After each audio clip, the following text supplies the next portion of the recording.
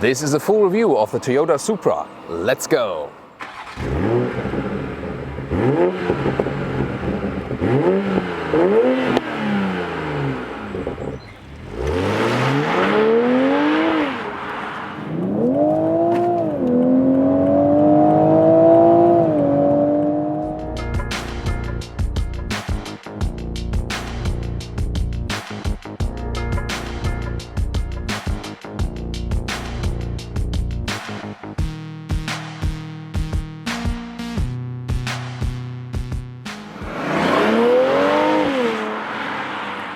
LED is standard, and then you also have the LED daytime running lights right there, and they have very aggressive, also a contrasting spoiler, but a very round shape overall. That's also the first difference in design to the BMW Z4.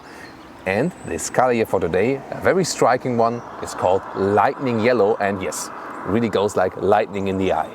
Wow, what a delight to look at this pure sports car styling, so athletic.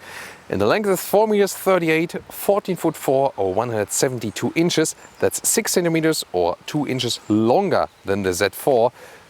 But that's just, you know, spoiler wise and so on. So there's no real difference. They both use the same platform. It's a cooperation between Toyota and BMW. Where BMW obviously had the bigger share, we'll soon see more of that one in the interior. Here we can see again contrasting colors here, for example at the A-pillar, also the side mirrors, which are matte cool styling, also with some small vortex generators. Comes standard with 19-inch wheels. That's also different. The Toyota Supra comes with a lot of standard equipment to, you know, you just buy it and that's it. Yeah, there's some small options available, but you can leave it like this. And we also have a super aggressive look here in the rear. Look how this, let's say, integrated spoiler rear hatch forms. I think it's a great idea instead of adding an additional wing right there. So that's a more elegant solution. And then strong diffuser in the lower part, also strong wheel exhaust pipes. So this is unmistakably a real sports car look. That's also what people look for when buying this car. Slim tail lamps. So yeah, this is really something. Very strong appearance, although the car is not too big. But I think it's a good example how you can make a compact sports car appear really aggressive. Whereas the BMW Z4 also offers a 4-cylinder. This one here, the very same 6-cylinder. They also have in the Z4 3-liter inline 6-cylinder, turbocharged, 340 horsepower, 8-speed ZF automatic transmission, and 4.3 seconds to 100 kilometers an hour or 62 miles an hour here.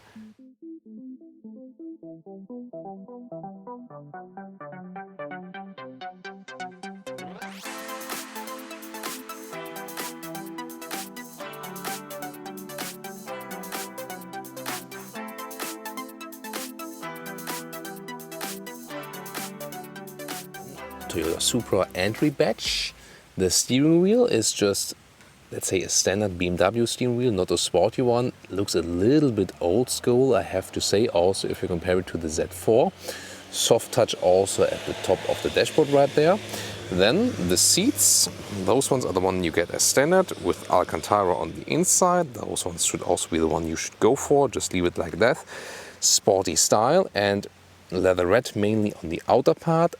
On one sheet I've read that there also should be some genuine animal skin somewhere, but I'm not exactly sure if it's all leatherette. It's really hard to find out, but let's say mainly animal free, those seats, so it's good. Getting inside, of course, you have a low seating sports car, and that's also good. If you compare it to the BMW Z4, by the way, and I'm doing that quite a lot because it's interesting, and also, you know, they of course share the same platform. Those seats here are quite comfortable for sport seats. The ones in the Z4, however, a little bit more comfortable because they are a little bit more open. Those ones here, sport here oriented, they keep you tighter as for the side bolsters. Interior overview, again, very sporty, just you see it here again from this perspective, especially how small the windscreen is. Then 2x 8.8 screens. So here left 8.8, right 8.8. That's smaller than the option in the Z4. In the Z4 you can get 10.25 left and right, so that's bigger. Here they limit it a little bit more. BMW wanted to be a little bit more exclusive as for that, by the way. And here you can see this is not leant towards the driver. That's sometimes a little bit irritating. It's just very, very straight. Then here this lower knob, and turning and pressing knobs, so there you can still control the touchscreen, especially while driving. That's of course good. And also have the hotkeys to jump to the map. Does not flicker in real life, by the way, and also back to the main menu. Then also good still to have those manual climate unit controls, like that, to be able to control it very easily while driving. Also separate volume knob, and those are some hotkeys. You can also control whatever you want to put on there, maybe radio stations or whatever. Again, the steering wheel is good quality, everything. Cruise control on the left side, right side then for sound modes. You can also pick music here with the jog here in the, you can see it then in the digital instruments, pick up the phone and so on. And everything in horizontal way designed here, but good build quality. Lower part then with USB charger for your phone, or you can also get this inductive charging pad optionally. It's not inbuilt right there. Now some more details to that infotainment system. Here the map, really smooth control, also very responsive. Guides the way very well. It's of course the BMW infotainment system. And again, touch control, but also with the lower control knob if you like. So that's both possible. And there you see how the integration is. It's not for the whole screen, so the right part here stays empty, so to say. And then you can go to the main menus here and go back to the Toyota menu right there. You open the boot from the inside of the doors or here with the key. And then you can put open. It's 290 liters, which is not much. And if you compare it to the Z4, yeah, usually coupes have way more space than the convertible, but here this is really limited, especially here in the width. Of course, if you go in there, then you have more than a meter, like 1 meter and 10. But this one here, the upper part is less than a meter, and also the length here is less than a meter. Welcome to Thomas's Driving Lounge with the Toyota Supra. And yes, of course, it's about agile driving here today. So we start in some winding corners, give you some more of the agility of this car. This is the most important part of this driving review here for today. And then we'll head on to the German Autobahn, the motorway, to really floor this car out, see what this inline 6-cylinder, 340 horsepower, 500 Newton meters of torque can deliver with a 4.3 seconds acceleration figure to 100 kilometers or 62 miles an hour. And this car also has the launch control, so we can also test that, which is a little bit different as for the setting from the BMW. I'll soon tell you more about that. So first of all, when you drive this one here in the normal driving mode, and the engine is quite silent, doesn't scream too much.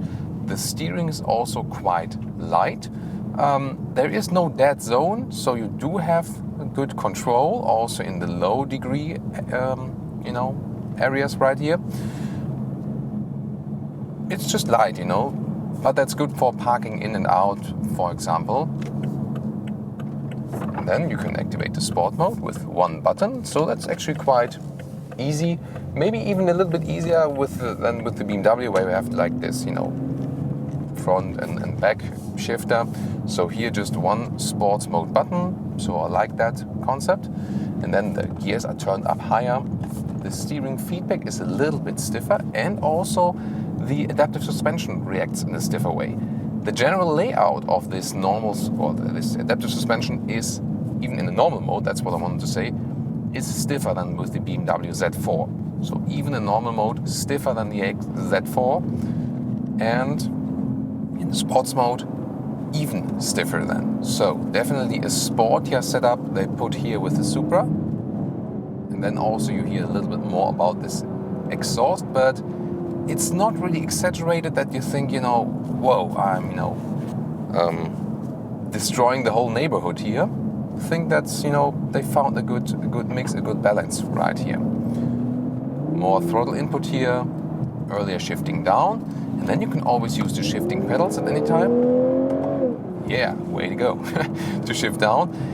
And it's also possible to put this shifting lever here to the left side. In the BMW would call it in German manuelle Sportgasse, which would be something like manual sports lane, but lane in the meaning of the shifting lever, the direct translation. And then the gears stay where they are, you know. So otherwise they would shift up themselves at some point, but here they really stay where they are, and that's actually quite funny. It's nice to control those shifting pedals right there. That's always good. And you know, here on those countryside roads, this car really feels at home. So much fun. And as I said, even in the normal traction mode, where all the assistance systems are activated, this car is starting to get loose a little bit because it's so much power at the rear wheels. Active differential, rear differential there at the rear axle to give you a little bit more traction when going out of the corners. But definitely really aggressive vehicle. Not too aggressive, you can still very well control it. The balance, the handling is amazing, really love that. Steering could be a little bit less light, so to say, I would say, for a true sports car. But I mean, wow, so much fun here on those countryside roads, and wow, really, this is super, super cool. Yes, it's a little bit sportier than the Z4, more in a, you know, like when you say, like, what's the compromise and so on, do I have? Yeah, I can think. So, I think they have, the Z4 offers a little bit more comfort, definitely. So they're both very sporty, both have a great go-kart handling style. This one here, the main difference is that the suspension is stiffer than with the Z4. And engine, of course, the very same when it's a 6-cylinder, and with a 4-cylinder, yeah, the Z4 is lighter, you know, remember. The Z4 a little bit heavier because it's convertible than this one here with the 6-cylinder. This one here a little bit lighter, but then the 4-cylinder of the Z4 is lighter than this one, especially on the front axle right there. Definitely very interesting. So now we'll get on the motorway and see what about this, you know, real sporty handling. Put in normal shifting mode, but then here again back to the sports mode. Whoa. Oh, and then this F-Type behind us. Let's see. Yeah, he's already bullying us a little bit. Maybe he wants to challenge us. So we'll accelerate now from 60 kilometers up to, let's see.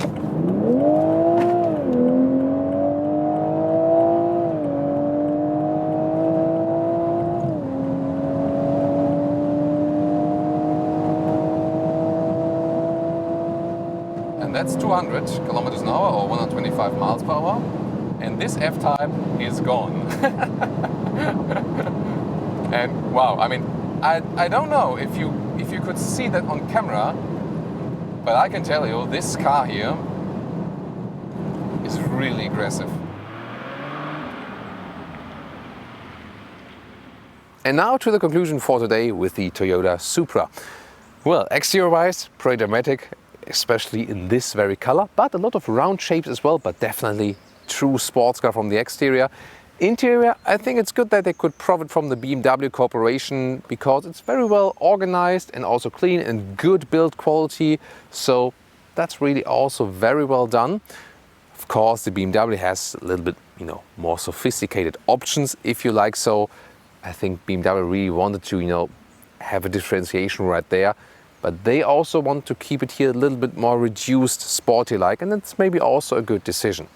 Driving-wise, yes, both cars, Z4 and Toyota Supra, come somewhat close. That's no wonder, it's the same base car. Still, Toyota found a sportier setup. Not only that they do the coupe, which is a little bit lighter if you compare the very same 6-cylinder models, but also in the driving dynamics from the setup. So a stiffer suspension even in the normal setting here, and more aggressive as for the traction control. So this car is definitely getting more loose, even if you leave all the assistance systems, all the helpers in place.